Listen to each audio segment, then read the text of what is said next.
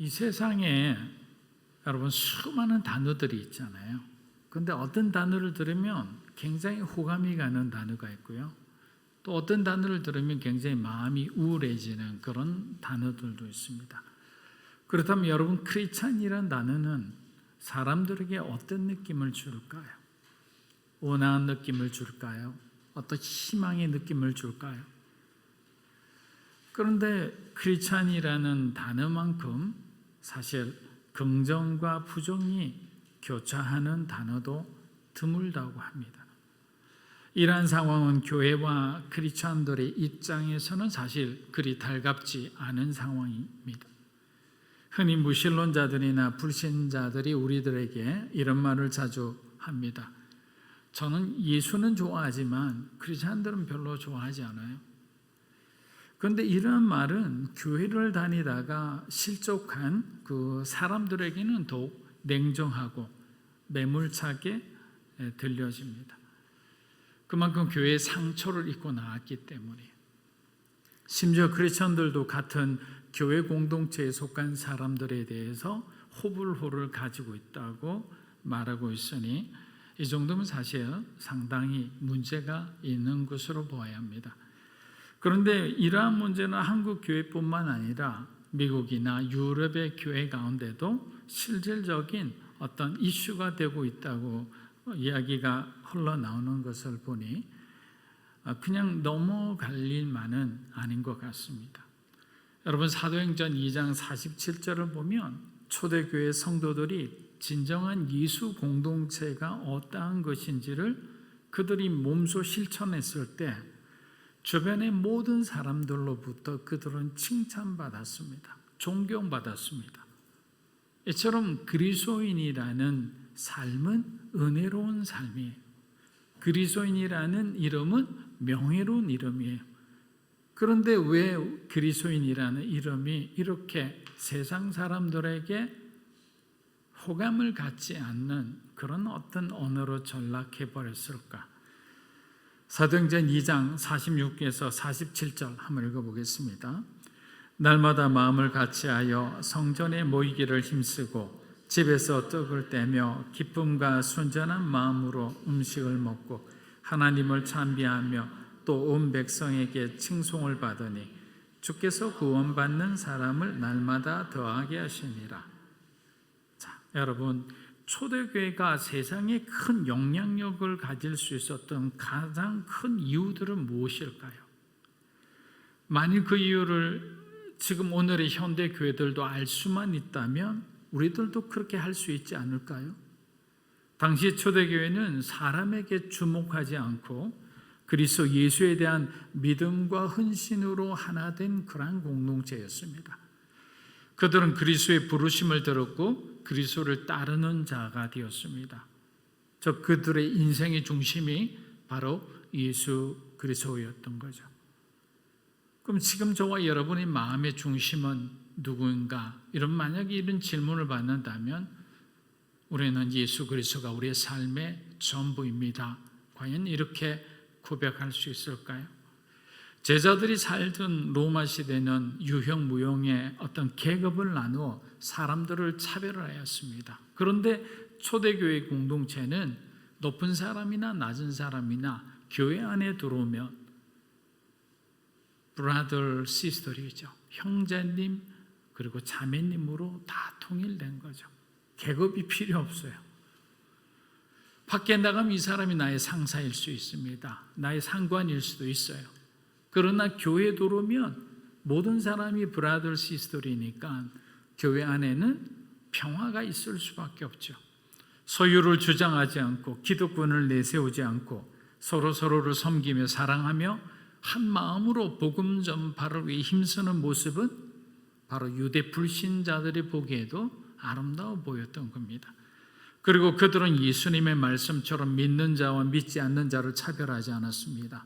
과부와 고아와 나그네와 정말 사회적으로 소외된 사람들을 향해 자신들의 재산을 팔아 소유를 팔아 얻은 것을 가지고 교회 안에서만 나눈 것이 아니었던 거예요. 밖으로 나갔던 겁니다. 하나님의 사랑은요, 이 동심원상의 가장 가운데 머물러 있지 않아요. 계속 팽창하는 거예요. 확대되는 겁니다. 그래서 예루살렘에서 온 유대와 사마리아와 땅끝이라는 것은 여러분의 가정에서 시작된 사랑이 교회의 사랑이 되고 여러분의 지역 커뮤니티의 사랑이 되고 결국에는 나라와 민족까지 하나님의 사랑으로 만약에 하나가 될 수 있다고 생각해 보세요. 더 이상 이제는 우리는 싸우지 않아도 되는 거예요. 더 이상 편가르게 하지 않아도 되는 거예요. 근데 우리는 그리스도 중심의 삶을 살지 못하기에 서로 다투죠. 서로 어떤 반목 가운데서 계속적으로 불편한 어떤 삶을 같이 공유하고 있는 것입니다. 사랑하는 여러분, 십자가의 죽음을 통과한 그리스도인이란 나를 위해 사는 것이 아니라 주님을 위해 사는 사람들이죠. 또 주님이 여러분에게 보여주고 맡겨준 사람들을 위해 사는 사람이에요. 우리가 버티컬 처치라는 것은 수직적 교회로 하나님 우선 하나님 중심의 삶을 살아간다는 의미죠. 동시에 수평적인 이웃사랑을 하나님이 주신 사랑을 가지고 나누는 삶을 살자, 그런 의미에서 우리는 버티컬 처치가 되자라는 거 계속 강조하며 얘기하는 거예요. 그런데 저와 여러분이 가진 사랑으로는 한계가 있을 수밖에 없잖아요. 오늘은 컨디션이 좋아요. 그럼 여러분, 누가 여러분의 마음을 불편하게 하더라도 우리는 그것을 용납할 수 있는 여유가 있어요.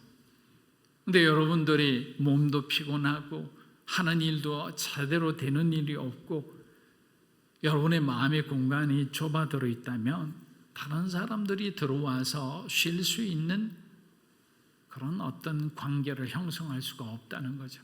그래서 성령 충만한 사람은 사람들이 많이 모입니다. 주변의 사람들이 그냥 와글와글거리죠. 그런데 이기적이고 편협한 사람들은, 자기만 생각하는 사람들은 주변에 사람들이 없는 거예요. 그만큼 여러분들이 넉넉한 공간을 갖고 있기 때문이에요.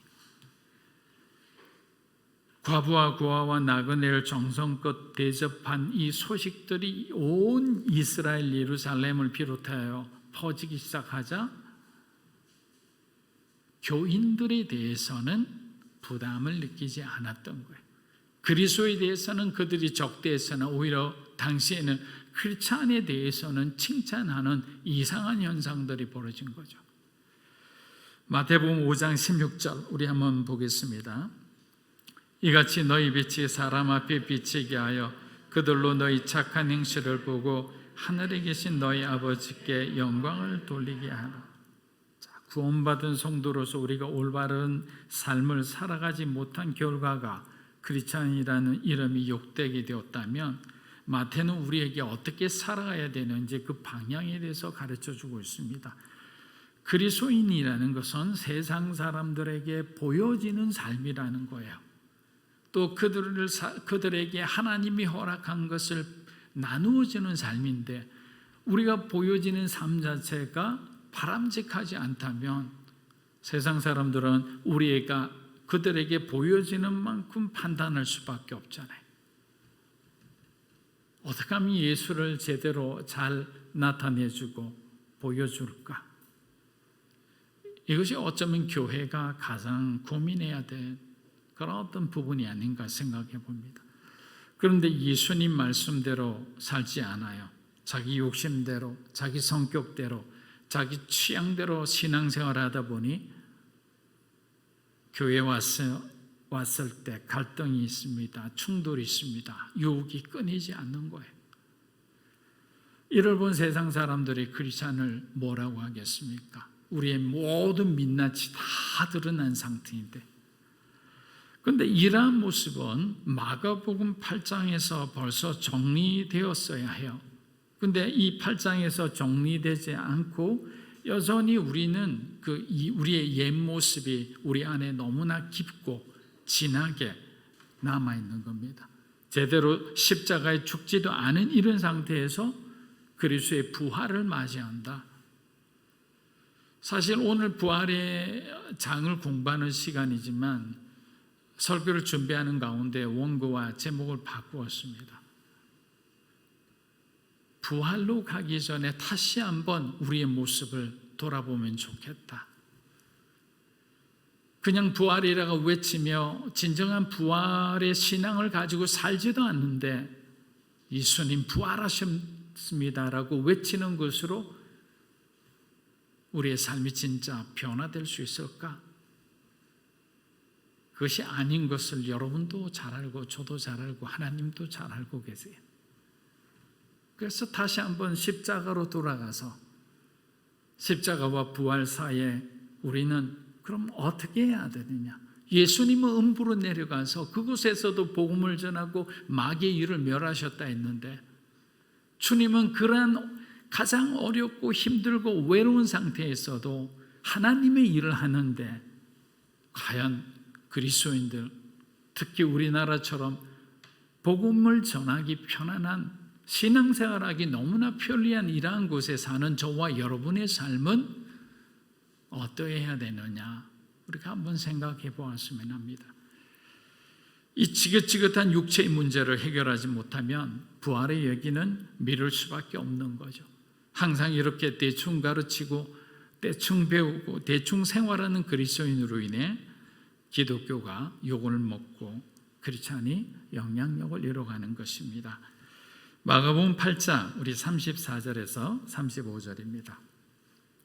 무리와 제자들을 불러 이르시되 누구든지 나를 따라오려거든 자기를 부인하고 자기 십자가를 지고 나를 따를 것이니라.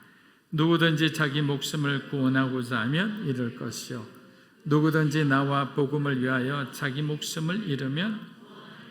자, 여러분, 우리가 진정한 부활의 아침을 맞이하려면 마가복음 8장을 넘어야 된다고 말씀드렸습니다. 그런데 이 마가복음 8장은 오늘 저와 여러분에게 4가지 문제를 지금 던져주고 있습니다. 저는 부활의 아침이 밝아오기 전에 여러분의 인생에 정말 주님이 허락하신 그 부활이 찾아오기 전에 우리는 이 4가지 문제를 한번 짚어보고 생각해보고 묵상해보는 게 좋을 것 같아요. 그 첫 번째 질문이 뭐냐면 저와 여러분은 정말 그리스도를 따르기를 원하십니까? 라는 질문입니다. 여러분 한번 질문해 보겠습니다. 여러분 정말 주님을 따르기를 원하십니까? 아멘이시죠? 네. 여러분들이 아멘 하셨으면 되는 거예요. 따르기를 원하는지 원하지 않는지는 우리 자신은 잘 알겠죠. 아멘으로 대답하셨으니까 그냥 그 다음 질문으로 넘어가 보겠습니다. 그러면 지금 여러분은 그리스도를 따르고 있습니까? 따르기를 원한다고 말씀하셨는데 지금 우리는 그리스도를 따르고 있는지 아니면 여러분 자신을 따르고 있는지 그리스도를 따라가는 척하면서 세상을 따르고 있는지 우리는 이 질문에 대해서 한번 진지하게 기도하고 우리 내면을 점검해 보면 좋을 것 같습니다. 여러분 만약에 여러분들이 잘 따라가고 있다면 이거야말로 굿뉴스죠. 좋은 소식이죠. 이보다 더 좋을 것은 없어요. 그러나 사실 여러분 한번 유대 시절의 그 사람들 우리가 한번 떠올려 보시면 좋을 것 같아요. 바리새인과 서기관들과 장로들 그 사람들도 여호와 하나님을 누구보다 열정적으로 섬기며 따르던 사람들이었어요. 그런데 그런 그들이 하나님의 독생자 메시아 그리스도 예수를 죽인 거예요. 자, 결론을 아는 입장에서 우리가 말하면 그들은 하나님을 섬기고 따른 것이 아니라 하나님을 섬긴다고 말하면서 결국 자기들이 만든 종교와 신념과 전통을 따라 살아간 사람들이었다는 거죠. 이처럼 그리스도인이라는 이름을 가진 사람이 모두 예수님처럼 살지는 않습니다. 그래서 우리가 늘 말씀에 거울로 우리 자신을 한번 살펴봐야 되는 거예요. 거울 속에 비춰진 그 우리의 모습들. 만약에 때가 있으면 여러분 거울에 여기 뭐가 묻었는데 이걸 그대로 그냥 묻은 채 오는 사람이 누가 있어요? 지워낼 거예요. 뭐가 묻었으면 뜯어낼 거예요. 말씀의 거울이라는 것은 바로 저와 여러분의 민낯을 있는 모습 그대로 다 보여주는 거예요. 근데 말씀도 보지 않아요. 기도도 하지 않아요. 예배도 들락날락거려요. 우리가 정말 그 그리스도인의 이름에 합당하게 예수 그리스도를 어떻게 우리가 따라가는 삶을 살 수가 있느냐라는 거죠. 왜? 따라가야지 그 다음 고개를 넘고 부활할 수 있는 거예요. 부활이라는 것은 우리가 그냥 부활의 어떤 구절을 공부하고 예수님 부활하셨다고 정말 기도한다고 여러분의 삶에 그 부활의 신앙이 주어진다면 얼마나 좋겠어요. 근데 그렇지 않아요. 만약에 여러분들이 부활의 신앙으로 가졌다면 아마 공중이 붕붕 뜰 거예요. 그만큼 기쁜 거잖아요. 부활의 신앙이 딱 오는 순간부터 이 땅에 붙어 있는 여러분의 몸이 뜨게 돼 있다니까요. 땅을 바라보고 살지 않고 하늘을 바라보고 살기 때문이에요. 땅의 보물을 쌓지 않고 하늘의 보물을 쌓기 때문이에요. 자기를 위해 살지 않고 하나님 나라를 위해 살기 때문에 공중에 뜰 수밖에 없죠.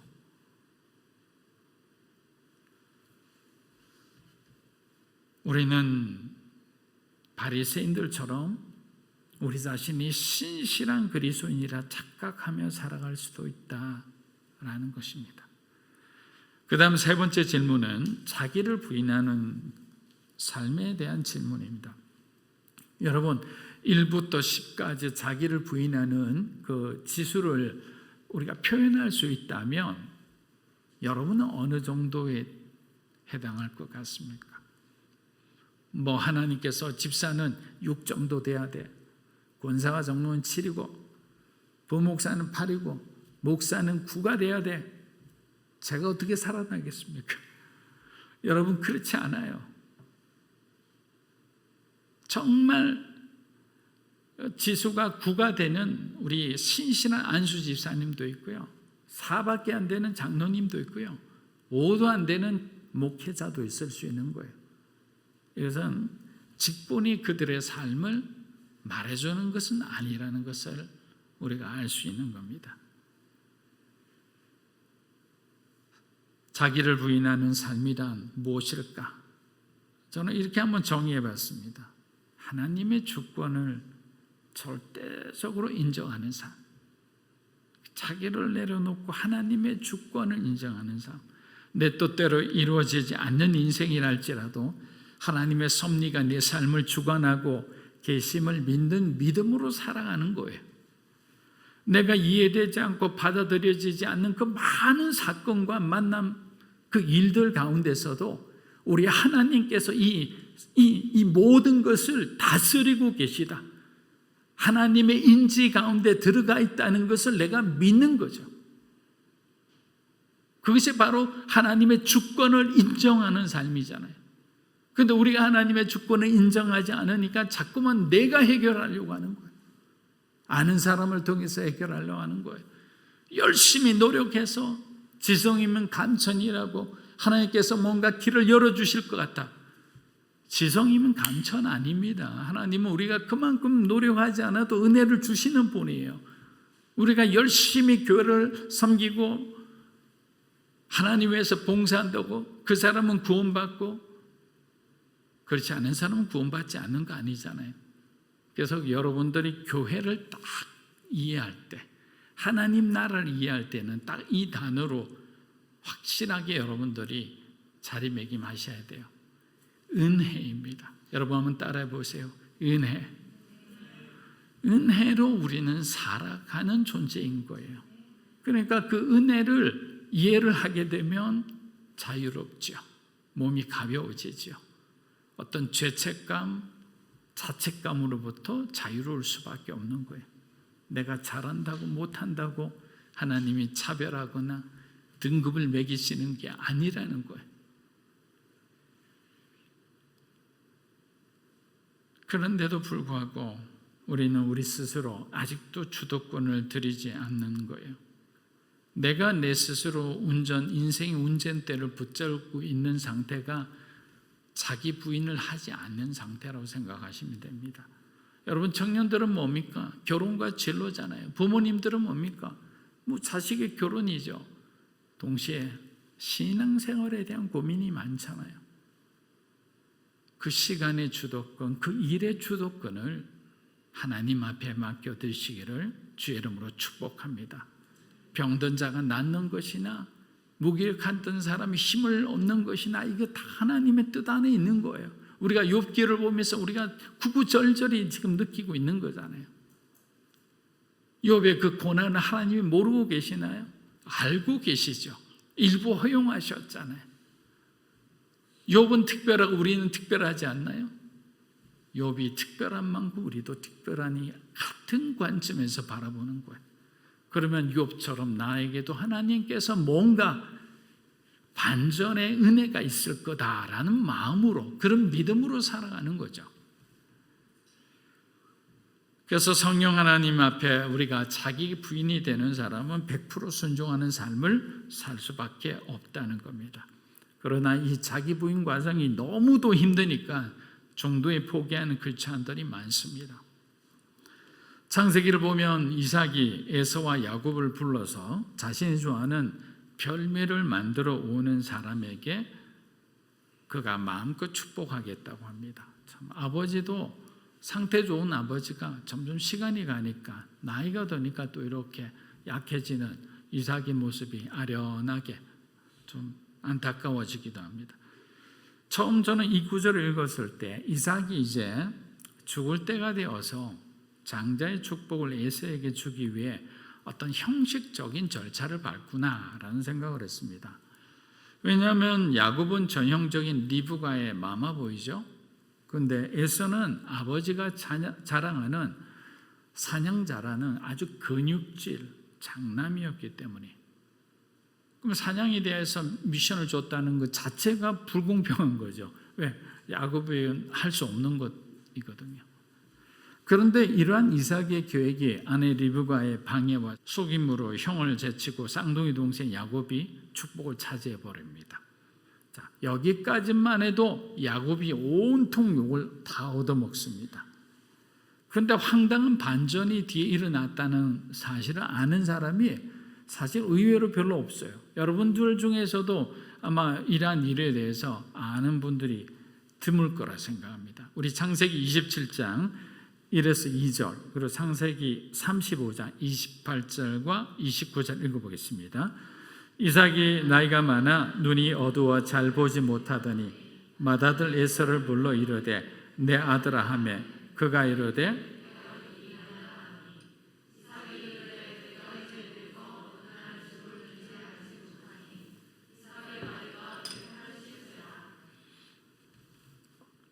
이삭이 나이가 많고 늙어 기운이 다함에 죽어 자기 열조에게로 돌아가니 그의 아들 야곱이 그를 장사하였더라.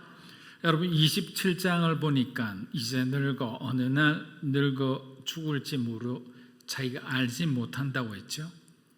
그래서 급히 축복권을 장자에게 주고자 조바심을 낸 이삭의 이 불신앙적 행동 때문에 어떻게 됐습니까? 형제가 원수지간이 됐죠. 그리고 다시는 이삭과 리브가는 야곱과 함께 살지 못했어요. 평생 이별하는 그런 어떤 운명이 돼버린 거죠. 그런데 정작 오늘 내일 할 것처럼 하던 그 이삭은 이 사건 이후에 몇 년을 더 살았다고 생각하세요? 수십 년을 더 살았어요. 황당하지 않나요? 저는 이 구절을 딱 보고 연결해서 해석하는 가운데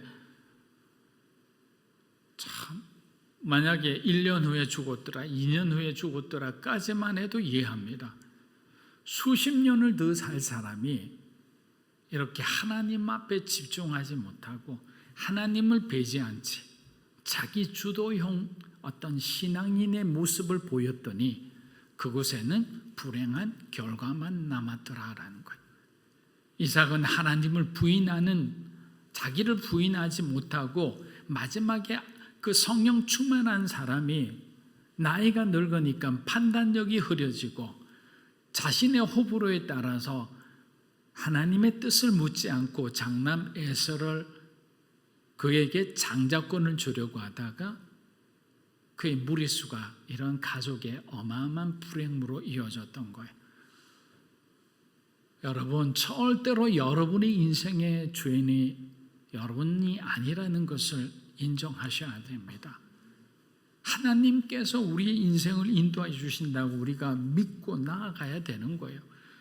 기독교 4대 5대로 외치며 집안의 과거를 자랑하나 정작 하나님 앞에 그 말씀 앞에 온전히 무릎 꿇지 못하는 그 신앙인들, 그 목사님들, 그 장로님들 보세요. 전통을 세워놓고 할아버지가 장로니까 아들이 장로가 돼야 되고 그 아들의 아들이 또 장로가 되지 않으면 안 되고 장로를 시켜줄 수 없는 상태가 되면 목회자를 쫓아내고 그게 한국 전통교회의 아주 어두운 그림자 중에 하나라는 것을 우리는 알아야 되는 거예요. 하나님이 그런 장로들을 기뻐할까요? 그런 교회를 기뻐할까요? 그런데 만약에 아니라고 선언하면 목회자와 교회는 전쟁을 치를 수밖에 없어요. 나오는 게 낫죠. 목회자 입장에서. 거기서 뭐 장로 시켜줄 때까지 거기서는 매달리고 목사님 뭐 어디 가서 편의점에서 빵을 먹었는데 빵을 2개나 먹었다고 막 그렇게 얘기할 수도 있어요. 왜 짜장면 꽃배기를 시키냐고, 돈 아깝게. 그런 어떤 인신적인 공격을 받으면 어떻게 견디겠어요? 함께 신앙생활을 한 사람이. 그렇다면 자기를 부인하지 못하는 사람에게 그리스도의 부활의 영광은 은혜로 임할 수 있을까요? 그렇지 않습니다. 여러분 한번 생각해 보세요. 자기 부인이 없으면 십자가의 죽음도 없고 십자가의 죽음이 없으면 부활도 없기 때문입니다. 그래서 부활을 맞이하기 전 마지막으로 점검해야 될 마지막 4번째 단계가 자기 십자가를 지고 가는 삶이라는 겁니다. 로마서 7장 22절 25절입니다. 내 속사람으로는 하나님의 법을 즐거워하되 내 지체 속에서 다른 법이 내 마음의 법과 싸워 내 지체 속에 있는 죄의 법으로 나를 사로잡는 것을 보는도다. 오라 나는 공고한 사람이로다. 이 사망의 몸에서 누가 나를 건져내랴. 우리 주 예수 그리스도로 말미암아 하나님께 감사하리로다. 그런즉 내 자신이 마음으로는 하나님의 법을 육신의 죄의 법을 섬기는 사도 바울 같은 사람조차도 자신이 지고 가는 십자가를 보고한 적이 한두 번이 아니었습니다. 우린 성경에 기록되지 않은 사도 바울의 그 연약함을 상상할 수 있습니다. 그의 판단착오와 실수들을 상상할 수 있습니다. 그 상상 속에 있는 그 사도 바울의 그 연약함이 결국 이러한 탄식과 고백으로 나왔던 거죠. 다 완벽한 사람, 성경의 인물 중 그 누구도 없는 거예요. 다 자기의 그 가시 같은 존재를 가지고 살았던 거예요.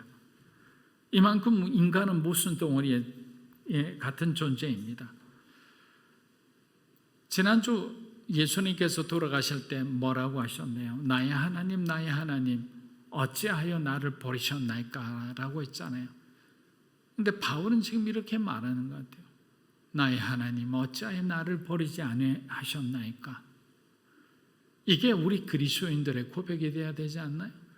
어찌하여 나 같은 사람을 버리지 않고 아직도 하나님 나를 갖다가 이렇게 못 살게 사랑하고 끝까지 용서하십니까? 이제 그만하세요, 하나님. 내가 하나님 볼 면목이 없어요. 이런 마음이 들 때가 있는 거예요. 그럴 때마다 앞서 말씀드린 것처럼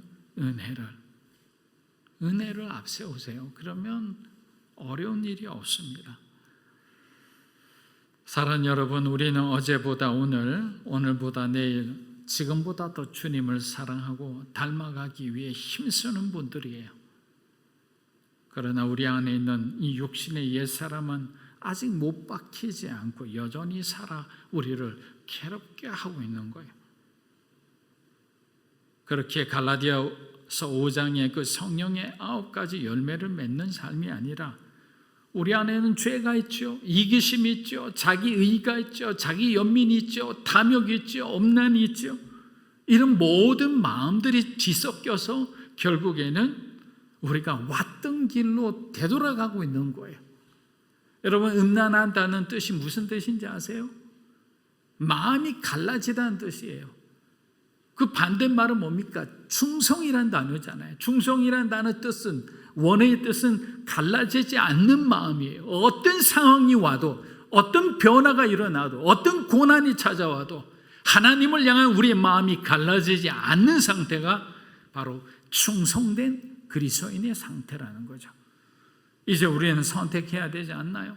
죄는 멈추고 우리의 믿음은 그 부활의 아침을 향해 나아가는 거예요. 마치 군대가 진군하는 것처럼 달려가는 겁니다. 그러면 주님께서 우리를 살려주시리라 믿습니다. 여러분의 가정 가운데, 여러분의 인생 가운데 진정한 부활의 능력을 체험하게 되리라 믿습니다. 이렇게 매일 한 걸음씩 한번 가보세요. 믿음의 걸음을 한 걸음 한 걸음 가다 보면 여러분 하나의 이정표를 발견하게 될 거예요. 그 이정표에 뭐라고 적혀 있느냐? 부활로 가는 길이라고나. 부활로 가는 삶, 부활로 가는 길, 그 이정표를 보고 그 방향을 통해 우리는 그냥 순종해 가면 되는 거예요.